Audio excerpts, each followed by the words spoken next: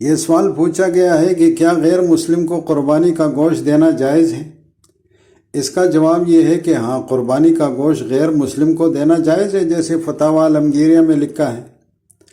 لیکن بعض لوگوں کے ذہن میں یہاں اشکال پیدا ہوگا کہ قربانی حنفیہ کے نزدیک واجب ہے اور صدقات واجبہ غیر مسلموں کو نہیں دیے جا سکتے، جیسے زکوٰۃ، کفارے نظر غیر مسلم کو دینا جائز نہیں ہے۔